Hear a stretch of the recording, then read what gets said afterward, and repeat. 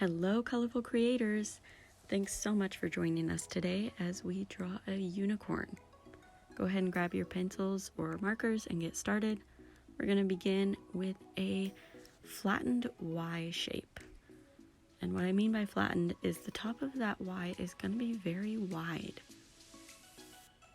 Once you have that drawn, we're going to go from either side of the Y shape and go upward with a slightly curving line.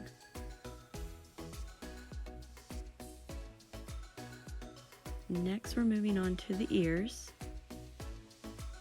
From the tops of those slightly curving lines, we're going to be adding a slightly pointed oval type shape. We're not going to connect it though. Leave that oval gapping at the bottom, and we will add a curving line from the bottom to the top, and that gives the illusion of the ear. Next, we're adding that horn because of course a unicorn would not be complete without a horn, and it's going to be a very narrow upside down cone shape. So just draw like a really narrow A and then put a little line connecting it at the bottom. Now the eyes are going to be all the way on either side of the head. Okay, you don't want to do them right in the middle because that's not how horses are. Their eyes are on the sides of their head.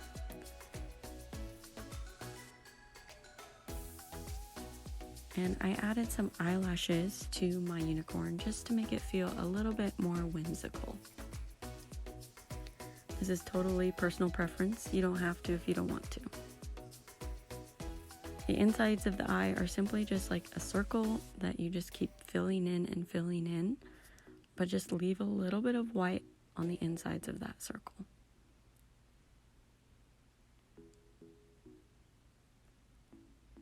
Then I did basically like the top of a heart, draw that across the bottom half of your unicorn head shape, and that just kind of creates the illusion of a nose or a muzzle.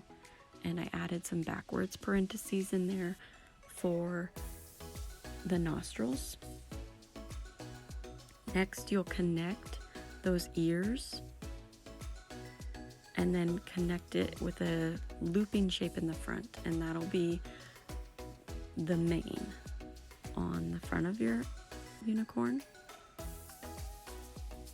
Now we're adding the rest of the mane and a feeling of a neck without actually drawing a neck. It's just one big swooping line from the top of, from like about halfway up in your ear all the way down past that Y shape.